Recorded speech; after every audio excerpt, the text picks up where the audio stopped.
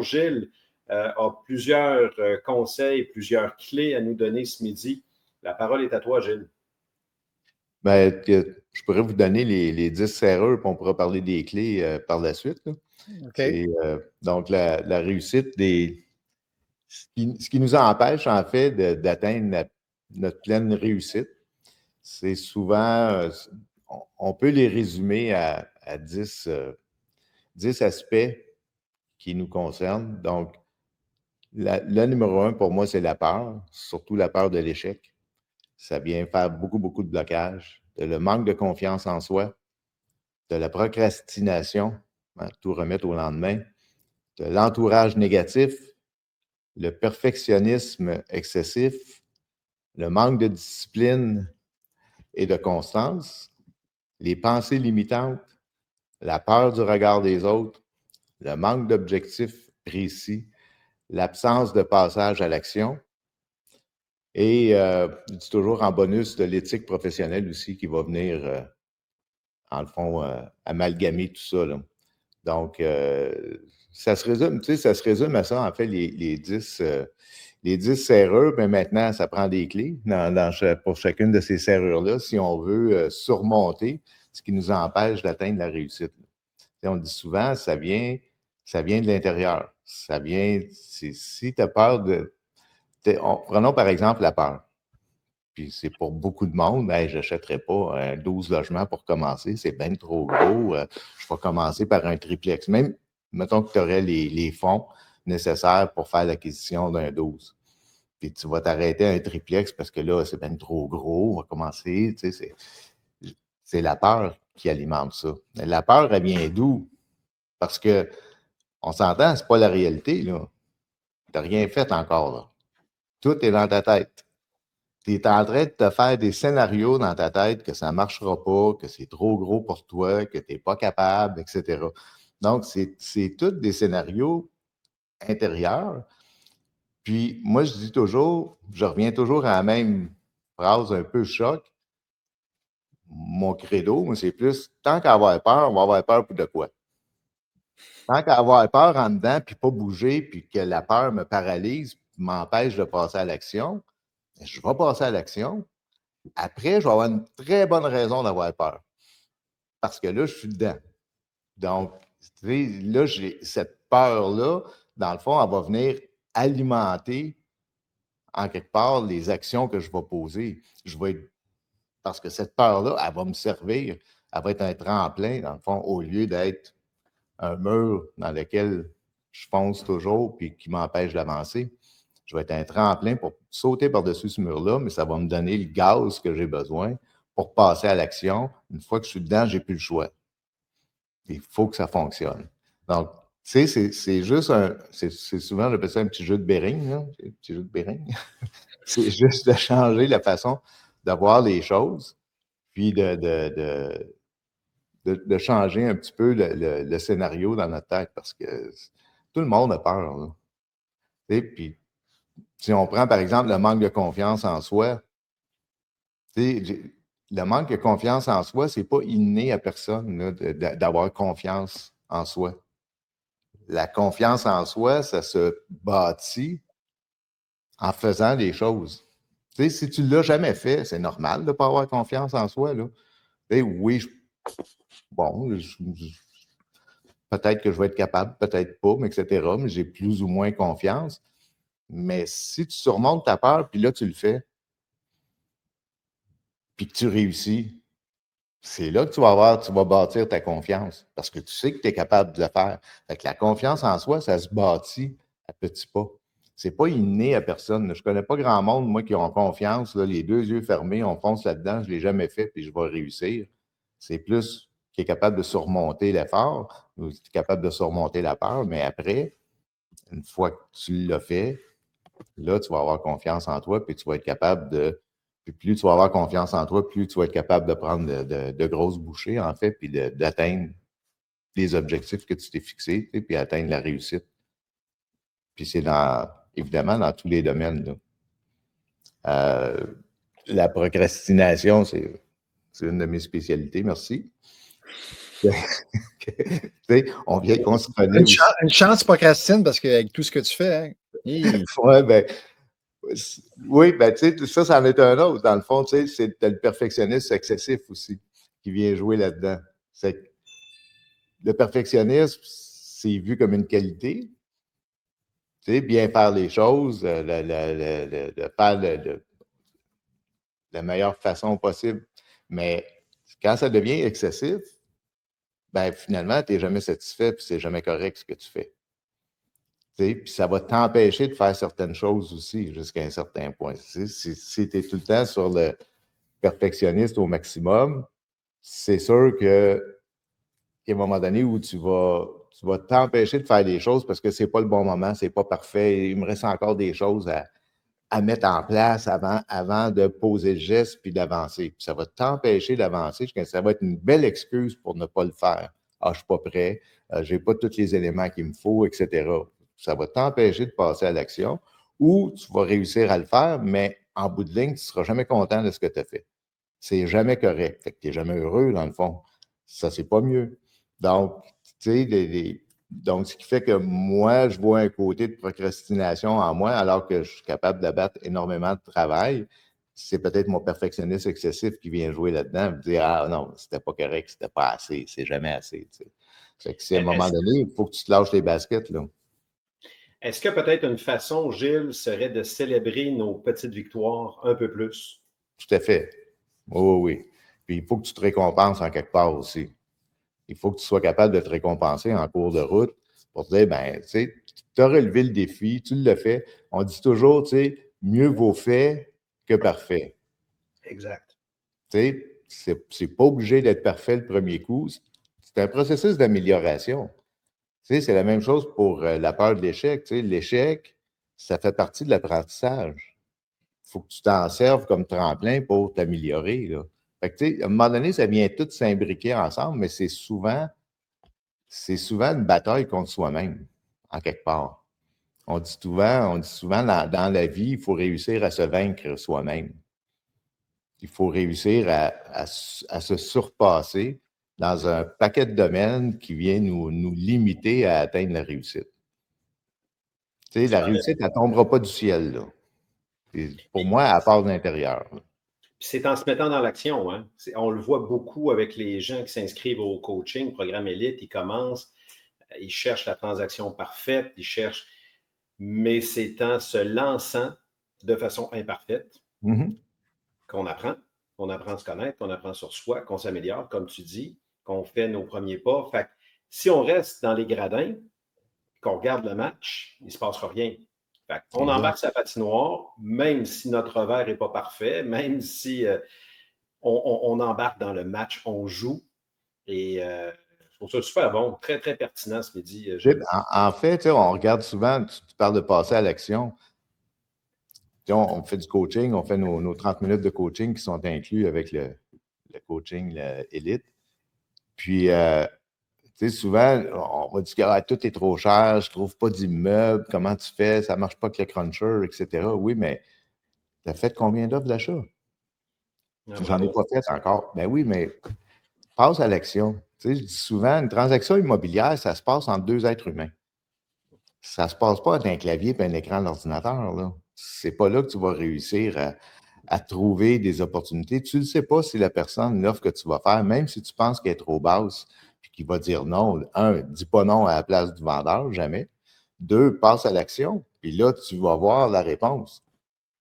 S'il revient ou il répond même pas, ou il revient avec négatif, on passe à un autre appel, puis on fait une autre offre d'achat avec un autre vendeur.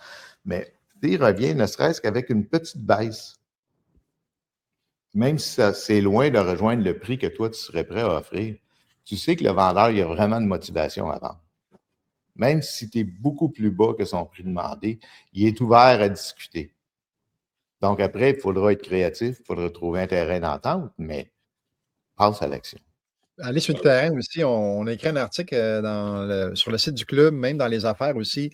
Ça disait qu'un immeuble, ça ne s'achète pas derrière un ordinateur. Il faut aller sur le terrain, il faut être dans l'action, comme tu dis. Puis c'est souvent quand on est sur le terrain qu'on découvre le deal ou qu'on créer le deal, soit en optimisant l'immeuble ou en trouvant un vendeur qui est motivé de par les réponses qu'il nous a données quand on jasait avec. Donc, il faut aller sur le terrain, effectivement, prendre de l'expérience. À la limite, ça ne marche pas, mais ce sera le prochain. Et comme on dit, un nom fait pas mal. Hein? Henri Vincent le répète souvent, il n'y a rien de personnel. Fait qu'il faut s'habituer à un moment donné. C'est une question de timing. Et en se mettant dans l'action, on devient plus opportuniste. Mais si ça ne convient pas, il faut être deux pour danser. Si le vendeur ne veut pas danser, tant pis. Puis c'est pas parce qu'on s'appelle Marie-Josée Lemieux ou Pierre sans façon. Non, ça n'a rien à voir avec nous personnellement. Fait que ça, il y a un travail aussi de se détacher. On ne nous attaque pas, on ne nous rejette pas. Ça ne fonctionne pas. Next, on passe au suivant. Effectivement. Il faut prendre ça moins personnel un peu aussi. C'est de la business. Là. On fait des offres. Si le vendeur dit, même si ton courtier dit non, on ne fera pas cette offre-là, c'est bien trop bas, il va la refuser. Oui, mais si toi, tu plies à ce moment-là, malgré le fait que tu penses que ton offre est correcte par rapport aux revenus et dépenses de l'immeuble, par exemple, insiste ou change de courtier, au pire aller, mais laisse-toi pas influencer par d'autres. Ça vient encore une fois parmi les pensées, tu sais, la peur du regard des autres, puis le manque de confiance en soi qu'il faut travailler. Donc, tu sais, il faut être capable de se tenir debout, dans le fond. Puis de croire que, regarde, j'ai mes raisons pour lesquelles j'arrive avec un prix comme celui-là. Toi, ton prix, il sort d'où, là? Un lapin que tu as sorti d'un chapeau, tu sais, c'est basé sur quoi, là, le prix que tu demandes? On est en affaires, là, je veux faire un placement. Donc, est-ce que ça fait du sens? Là? C'est lequel des deux a raison de ta vision des choses? Souvent, ils ont un prix en tête, mais ça sort de nulle part, là, malheureusement. Absolument, absolument. Pour les gens qui joignent à nous un petit peu plus tard, on a eu des problèmes techniques là, dans le premier 10-15 minutes et on est de retour. Donc, on vous parle de réussite ce midi avec notre invité Gilles Laferrière qui nous parle des clés, mais des serrures aussi de sa propre réussite. Et notre question, vous l'avez dans le chat, pour vous réussir, c'est quoi? Comment ça se traduit? Et encore une fois, sur tous les aspects de votre vie, on vous parle souvent d'équilibre au club. C'est beau avoir X centaines de portes, mais si vous avez compromis votre vie personnelle, vos relations, votre famille, vos amis, est-ce vraiment une réussite? Donc, on pose la question ce midi. On aimerait vous entendre, on aimerait vous lire dans le chat. Donc, gênez-vous pas de nous écrire. On est live, on voit tous vos commentaires. Je pense que les gens sont suspendus à tes lèvres, Gilles, parce qu'il n'y a pas beaucoup d'interaction là en ce moment. Oui. En fait, tu sais, souvent, ça, je disais dans la présentation que j'ai faite en fin de semaine là, pour le coaching excellence. C'est quoi ta plus grande réussite? Puis je disais, ça peut couvrir, tu sais, ça peut être dans plein de domaines de ta vie. Puis l'année dernière, j'ai fait, en fait, de revenus personnels, la plus grosse année que j'ai jamais faite à vie. OK? Puis je me suis acheté une super voiture que j'ai montrée sur les médias sociaux. Mais je dis, ma plus grande réussite de la dernière année, c'est d'avoir perdu tout près de 50 livres. Pour moi, ça vaut plus que tout l'argent ou belle voiture ou autre chose matérielle. Pour moi, ça, c'est vraiment une réussite parce que c'est face à soi-même. Puis c'est très difficile. Le reste, c'est du bonbon, là. Mais, tu sais, puis je suis content, puis ça me rend heureux, puis je me gâte, comme on disait tantôt. Il faut être capable de se récompenser puis de se gâter pour les efforts qu'on fait. Mais, tu sais, c'est quoi ta plus grande réussite? C'est pas obligé d'être matériel ou d'être de l'argent là, ou d'avoir acheté 100 portes. Là. Donc, tu sais, ça peut varier beaucoup d'un individu à l'autre. Puis où est-ce qu'on est dans notre vie? Là. Parce que plus tu es heureux, puis plus, en fait, compte tu t'aimes, bien, plus tu vas avoir des chances d'accéder à la réussite. Si tu es en constante bagarre avec toi-même, c'est dur d'avancer dans d'autres paramètres de ta vie, en fait. C'est intéressant, hein? C'est intéressant. C'est aimer soi-même, hein? On l'oublie, hein? C'est aimer soi-même. Pas facile. Facile. Plus facile d'aimer les autres. Très vrai. On a quelques réactions. Cherki, entre autres, qui nous dit liberté financière, aider les autres. Ça revient beaucoup au club. Hein? Oui, on veut faire de l'argent, mais de contribuer, d'aider les autres, ça revient beaucoup dans nos valeurs. Sandra, notre adjointe directrice opération et plein d'autres chapeaux, nous dit réussir pour moi, c'est d'être heureuse au quotidien. C'est une belle forme de réussite. De se lever et de dire je vais être heureux aujourd'hui. Bravo. Barbara, qu'on salue, qui est une régulière, nous dit c'est continuer à bien dormir parce que j'ai ma liberté financière. Et pourquoi pas? Et Danny nous pose une question. Des trucs pour vaincre la procrastination à 12h29. Gilles, qu'est-ce que tu auras à dire là-dessus? Bien, souvent, la procrastination, elle vient du fait que la tâche qu'on a à accomplir, par exemple, on a une date précise à laquelle il faudrait que ça soit fait, on va avoir tendance à se donner des. C'est plus facile de se récompenser ou de faire des choses qui nous plaisent que des tâches qui nous plaisent moins. Donc, ça va être plus facile d'aller sur YouTube ou les réseaux sociaux que de faire ce qu'on a à faire. Donc, il faut éliminer les distractions. Je dis tout le temps, un téléphone cellulaire, là, ça s'éteint. Il y a un bouton, tu peux le mettre à off. Tu n'es pas obligé d'avoir un paquet de notifications qui viennent constamment te déranger, de un. De deux, il faut être capable aussi de commencer la tâche. Donc, des fois, il faut bypasser le cerveau qui, lui, va venir s'impliquer, il va venir mettre des doutes dans ce que tu as à faire, etc. Donc, tu vas compter de 5 à 0. Donc, 5, 4, 3, 2, 1, je le fais. Commence tout de suite. Avant même que ton cerveau puisse te dire je vais faire d'autres choses, il y a d'autres choses de plus importantes, ou je n'ai pas le goût, ou quoi que ce soit. Fais juste commencer. Puis mets les tâches plus petites, découpe-les. Puis à chaque fois que tu réussis à en faire une, ben récompense-toi si tu veux, mais faut que tu réussisses à tomber dans l'action. Fait que c'est souvent juste ça que ça prend pour vaincre la procrastination. Il faut être capable aussi de voir la tâche. Il faut que tu aies, dans le fond, un but ou de l'importance. Pourquoi je fais ça? Pourquoi il faut que je le fasse? Tu sais, c'est pas juste ça ne me tente pas, c'est peut-être une tâche qui est plate. Prenons, par exemple, pour beaucoup d'investisseurs immobiliers, la tenue de livre. À la dernière minute, tous les papiers, tout mélangé, ça ne me tente pas, etc. Tu sais, il faut être capable de dire, ben, au lieu d'attendre d'avoir une pile de factures à rentrer, etc., ben, ça, on en vient à une autre des serrures, dans le fond, qui est la constance et la discipline.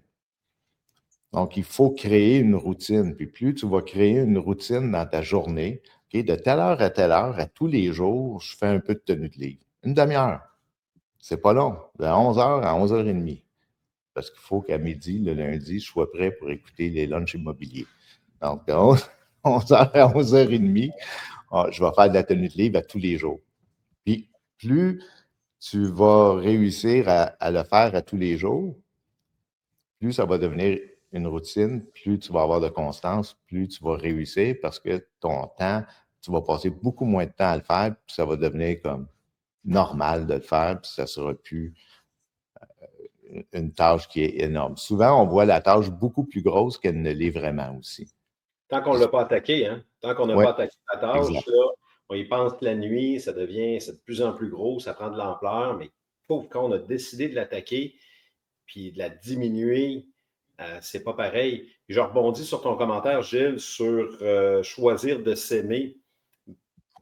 C'est aussi de se respecter. Quand tu disais les notifications, on se fait déranger à gauche, à droite. Est-ce qu'on respecte sa vie? Est-ce qu'on se respecte soi quand on se laisse atteindre et qu'on se laisse déranger autant de peur de manquer quelque chose? Ou est-ce que vous vous aimez assez pour bloquer du temps, pour faire des tâches ou même s'accorder des récompenses, comme on disait? Mm-hmm. Ça, moi, je respecte ça beaucoup. Quelqu'un qui est non négociable, ben non, moi, tel après-midi, je ne suis pas disponible. Puis on n'a pas à justifier, hein? On a souvent tendance à Ouais, ben là, j'ai décidé que j'allais prendre du temps pour moi. Non, on n'a pas à justifier, les amis. C'est votre horaire, c'est vous qui êtes en contrôle. Fait que je pense que c'est une forme d'amour pour soi que de se respecter et d'utiliser, entre autres, son téléphone judicieusement. On l'enseigne dans les cours de gestion. Gilles t'en donne, j'en donne aussi. Respectez-vous, les amis. C'est pas vrai qu'on se laisse appeler, déranger, texter, surtout par nos locataires, anytime. Sinon, quoi? Vous êtes une poire de service, là? Vous êtes un clown, là? C'est quoi cette affaire-là? Puis les gens s'habituent, l'entourage s'habitue aussi. Tu sais, on a tout le temps peur peut-être de déplaire, dire on n'a pas répondu assez vite. Puis les gens s'attendent ils envoient un texto, puis ils s'attendent à une réponse dans 10 secondes qui suivent. Tu sais, si tu as pris l'habitude, toi, de prendre ou de répondre, soit au texto, soit au email, etc., à partir de telle heure, tel jour, puis tu donnes un temps pour ça aux affaires les plus urgentes, les gens, ils vont s'habituer. Là. Ils disent, regarde, c'est normal qu'ils ne répondent pas. Attends-toi pas une réponse avant cet après-midi. Hey, tu parles d'habitude. Avant qu'on y aille aux petites annonces, j'ai mis dans le chat une formation préenregistrée qu'on a avec notre ami Tony C. Chartrand. Le pouvoir des petites habitudes pour vaincre la procrastination. Donc, c'est en format préenregistré. On peut l'écouter en tout temps via notre plateforme du club. Donc, oui, les habitudes, hyper important d'avoir des bonnes habitudes pour tenter de vaincre la procrastination. Donc, je vais faire du pouce là-dessus.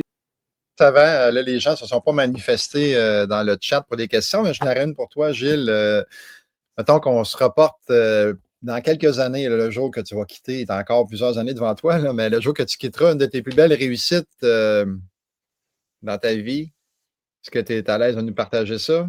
Pour l'instant, évidemment, il va s'en ajouter d'autres d'ici ton départ, mais quand même, pour l'instant, tu répondrais quoi comme une de mes belles réussites? Là? De quoi que tu es Ma très grande réussite, c'est certain, c'est d'être sobre depuis 32 ans, tout près de 32 ans maintenant. Donc, pas une goutte d'alcool, ni drogue, ni quoi que ce soit depuis les 32 dernières années. C'est sûr que je ne suis pas le même homme du tout. Je ne ressemble pas du tout à l'être humain que j'étais, si on pouvait peut-être appeler ça un être humain dans le temps, mais bon. Mais tu sais, je ne regrette pas cette période-là. C'est une période sombre de ma vie, mais elle fait qui je suis aujourd'hui aussi. Tu sais, elle m'a forcé à me vaincre moi-même, en quelque part. Et d'ailleurs, j'ai une belle citation d'un bonhomme qui s'appelle Platon, je ne sais pas si vous le connaissez, un vieux de la vieille, mais il dit de toutes les victoires, la première et la plus belle est celle qu'on remporte sur soi-même, comme aussi de toutes les défaites, la plus honteuse et la plus funeste est d'être vaincu par soi-même. Cela veut dire qu'il y a en chacun de nous un ennemi de nous-mêmes. Tu sais, on appelle ça se vaincre soi-même. Fait que, tu sais, on a tous nos démons, on a toutes nos carences, mais de travailler là-dessus puis d'en sortir grandi, pour moi, c'est une réussite incroyable. Puis on le voit chez les gens. Tu sais, quand je dis tout vient de l'intérieur, tu sais, dans le fond, ce que tu vas avoir à l'extérieur, c'est le reflet de ce que tu es par en dedans. Donc, plus tu travailles à l'intérieur, il y avait Mehdi qui disait tantôt quelle est la place de l'introspection, du dialogue intérieur dans le processus de réussite. Mais tout se passe là. Puis, tu sais, tout le monde, là, la petite voix dans l'île en arrière qui te parle, là, tout doucement, là, qui ne t'écoute jamais, là. Si tu l'écoutais, peut-être que tu aurais les clés de la réussite, là, assez facile. Donc, un peu de méditation, d'introspection, d'être à l'écoute de ça. Il y a des bons messages qui passent là qui peuvent te guider, dans le fond. Puis, beaucoup de gens passent à côté d'opportunités extraordinaires qui auraient changé leur vie, puis sont passés à côté juste la peur, le manque de confiance en soi, etc. Puis souvent, ils sont passés à côté d'opportunités incroyables. Puis la plupart du temps, c'est ce qui fait que les gens, malheureusement, n'accèdent pas à la réussite ou le succès dans leur vie. Puis pourtant, les occasions se sont présentées dans leur vie, mais ils n'ont jamais pris ce chemin-là. Puis ça, c'est vraiment malheureux. Fait que plus tu es capable tu sais, si tu es tout le temps dans un tourbillon dans ta vie à courir après on ne sait pas quoi, d'un moment donné, de juste ralentir le tempo, puis de faire un peu d'introspection, puis d'être à l'écoute de cette petite voix-là intérieure, ça se pourrait que tu sois guidé vers le bon chemin, qui fait que là, tu vas atteindre toutes les aspirations, dans le fond, que tu as par rapport à ta vie, là. C'est ce que j'allais dire tantôt. Tu dis faire de la méditation, s'écouter, mais encore faut-il prendre le temps de le faire parce qu'on est justement plusieurs gens sont dans la rat race, dans le tourbillon de la vie, ne prennent pas le temps de s'arrêter, de se déposer puis de regarder à l'intérieur. Donc, c'est quand même difficile c'est un bon défi, en fait, dans la société dans laquelle on est, de tout le temps go, go, go, puis de ne pas prendre de temps. Ben, c'est la constance et la discipline, encore une fois. Il faut que tu le prennes telle heure ou avant de me coucher, je prends une demi-heure avant de me coucher, puis au lieu de regarder mon téléphone puis les réseaux sociaux, je vais prendre une demi-heure pour moi, je vais faire un petit peu de lecture sur le sujet, puis je vais mettre une petite musique méditative tranquille, puis je vais juste essayer d'enlever cette espèce de tourbillon-là dans ma vie pour me recentrer un petit peu. Juste ça, ça fait du bien, là. Tu n'es pas obligé d'avoir des grandes révélations, là. C'est pas obligé. On n'a pas besoin de commencer à se mettre des sandales en terre cuite. Là, c'est pas obligé d'être du voodoo ou quoi que ce soit, mais juste ralentir, enlever le bruit autour, se recentrer un peu. Une demi-heure par jour, tu n'as pas besoin nécessairement de plus que ça. Si tu veux faire 1 heure, tu prends 1 heure, si tu aimes ça. Mais essaye-les. Fais juste l'essayer. Puis prends même une habitude de faire ça. Puis ça va probablement t'apaiser énormément, puis laisser plus de place aux actions qui vont te permettre d'atteindre des sommets, là. C'est très, très bon, Gilles. C'est drôle, ce matin, je recevais un livre que j'ai commandé, puis je donne la référence. Ray Vincent nous en a parlé à quelques reprises. Can't Hurt Me. Donc, je ne l'ai pas vu en français. Master Your Mind and Defy the Odds. David Goggins. Peut-être en français numérique, mais papier. Donc, si les gens veulent prendre la référence, donc, c'est une très, très belle histoire, là. Intéressez-vous à ce livre-là. Moi, j'ai bien hâte de le lire, mais le temps, effectivement, Gilles, qu'on prend pour soi, est précieux. Puis oui, on est toujours attiré par nos écrans, notre ordi, qu'est-ce qui se passe, Instagram, Facebook, et TikTok si vous êtes plus jeune, mais on s'étourdit et on s'aperçoit qu'il ne nous reste pas grand-chose à la fin de l'année de tout ça. Effectivement. Puis tu sais, il faut que tu sois prêt aussi quand si la vie elle peut t'amener des défis importants des fois. Puis tu sais, ta vie, on le disait en fin de semaine, hein, Yvan, ta vie, en quelques secondes, elle peut être complètement chamboulée puis changer. Il peut arriver un événement quelconque qui fait que tu vas te retrouver sans repère. Tout ce que tu avais prévu, tout ce que tu avais rêvé, tout ce que tu avais dans le collimateur pour les prochaines semaines, les prochains mois, les prochaines années, ça va s'effondrer. Puis tu vas te retrouver où? Tu vas te retrouver juste avec toi-même. Fait que ça serait bien que tu sois en paix et bien avec toi-même et que tu t'aimes un peu parce que tu vas trouver le temps long. Mais ça va te forcer à grandir en quelque part quand il arrive des événements comme ça. Mais tu sais, si tu ne prends pas soin de toi, ça va être difficile d'atteindre la réussite, en fait, dans tous les domaines. Du bon stuff, on vous invite à réécouter. Oui, Yvan, vas-y. Non, mais j'avais une réflexion parce que j'écoutais une émission en m'emmenant en voiture avant hier. Puis là, tu parlais des réseaux sociaux, mais TikTok, semble-t-il qu'il y aurait 1 milliard d'humains par jour qui passent à peu près 1 heure là-dessus. Donc, 1 milliard d'heures humains à chaque jour qui n'est pas mis sur soi ou pour la collectivité à bâtir quelque chose. Une perte de temps totale quand tu regardes ça jour après jour. Là. Il y a un documentaire absolument saisissant qui est disponible sur YouTube. Probablement que je ne sais pas s'il est encore sur Netflix, il l'a été, en tout cas, ça s'appelle en anglais The Social Dilemma, le dilemme social. Écoutez ça, c'est tous des anciens de Facebook, de Google et tous les grands réseaux sociaux, des gens qui étaient à la tête de ces organisations-là, qui disent comment fonctionnent les algorithmes pour venir. Parce qu'on dit, hein, si c'est gratuit, c'est parce que c'est toi le produit. Donc, ils viennent accaparer énormément de ton temps. Pourquoi? Parce que c'est payant, parce que ça donne des clics, puis ça leur amène évidemment beaucoup de revenus publicitaires et compagnie. Donc, ils sont là pour créer, tu sais, des algorithmes qui sont faits pour te tenir en haleine tout le temps, puis que tu reviennes. C'est fou, là, mais moi, je l'ai écouté 3 fois, je pense. C'est à chaque fois, c'est bien fait.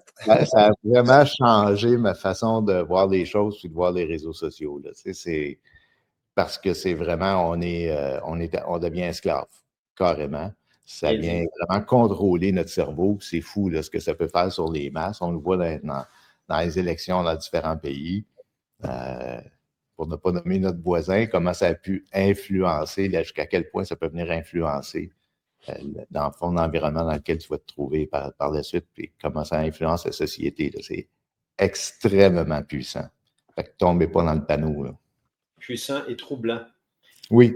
Super. Du bon stock. On vous invite encore une fois à réécouter. C'est disponible sur plusieurs plateformes en podcast. Du bon stock, même si on a commencé en retard. Les lunchs mobiliers, ben écoutez, voilà, vous avez sur Audible, Balado Québec, Amazon Music. Il y en a un paquet. Donc, réécoutez du bon contenu. Je me suis pris des notes même. Gilles, c'est beaucoup de partage que tu nous fais ce midi. Et on va tous te réécouter pour bien absorber ce que tu nous communiques. Donc, à 12h51, le mot de la fin à tour de rôle, je pense qu'à tout seigneur, tout honneur, Gilles, on te donne la parole. Ben, je vais vous laisser avec ma petite formule magique. On dit souvent, tu peux lire tous les livres qui existent sur la réussite, le développement personnel ou peu importe, puis tout connaître, puis dire aux autres quoi faire.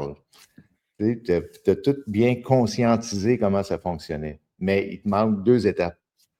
Juste conscientiser, ça n'amènera rien de nouveau dans ta vie. Tu vas juste être au courant comment ça marche, mais tu ne l'as pas fait. Donc, les 3 mots magiques, c'est conscience, décision, action. À partir du moment où tu sais comment ça fonctionne, ce que tu as à faire, prends la décision que tu vas mettre ça en action, puis fais-les. Puis là, tu vas atteindre les sommets que tu t'es fixés. Fait que conscience, décision, action. Moi, c'est avec ça que je vous laisse. Je pense que c'est une formule, en tout cas, qui fonctionne très, très, très bien. Bravo, bravo, bravo. Yvan, de ton côté, ça a été un bon midi. Qu'est-ce que tu as retenu? En fait, c'est une réflexion que je voulais partager. C'est beau réussir dans la vie, mais il faut réussir sa vie. Donc, je posais la question tantôt, Gilles, ça va être quoi quand tu vas quitter, c'est ta plus grande réussite? Je pense que pour moi, c'est de mourir en paix, puis de avoir été heureux le plus possible durant le parcours, parce qu'on peut, oui, avoir plein de millions, on peut faire plein de choses, avoir des immeubles, mais si on ne se sent pas bien en dedans de soi, peut-être qu'on a passé à côté de la traque, puis le chemin est allé, peut-être qu'il était long, le chemin, malgré les réussites financières, puis qui paraissent bien des fois à l'extérieur, mais je pense que c'est d'être heureux puis d'être en paix avec soi-même lorsqu'on va quitter. Tout à fait. Très, très bon.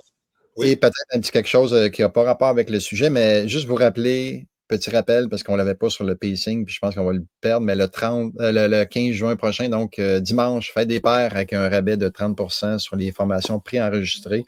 Donc, on le voit à l'écran ici. Donc, une belle occasion, en fait, pour se gâter peut-être soi-même en tant que papa, ou peut-être gâter notre papa, ou même nos enfants, peut-être. Bref, tout le monde avec qui on est en contact, leur offrir des belles formations préenregistrées à 30% de rabais. Je te laisse le mot de la fin, JP. Ben, écoutez, on est tous dans la même veine, dans le même esprit. Moi, j'ai pris des petits mots-clés. S'aimer donne accès à la réussite. C'est une des phrases qui était marquante ce midi, je pense. S'aimer donne accès à la réussite. Je suis tout à fait d'accord avec ça. Donc, encore une fois, merci à chacun d'entre vous. Merci beaucoup à Gilles. Merci à Yvan, notre président, qui a co-animé, comme toujours, comme il fait toujours si bien. Vraiment, beaucoup de stock à réécouter. Très inspirant ce midi. On t'en est très reconnaissant, Gilles, de ce partage-là. Écoutez, c'est un rendez-vous lundi prochain, 16 juin, pour notre 203e épisode. On sera là pour le dernier lunch immobilier avant notre pause estivale. Et écoutez, prenez soin de vous. Soyez heureux. Travaillez sur vous-même. Mettez vos limites, vos objectifs. Et encore une fois, passez à l'action. Gilles nous l'a bien dit avec ces 3 mots-clés. Donc, on espère que vous avez apprécié. Mon nom est Jean-Pierre Dussault. Et surtout, faites de bons investissements. Merci de nous faire confiance. À très bientôt. Au revoir.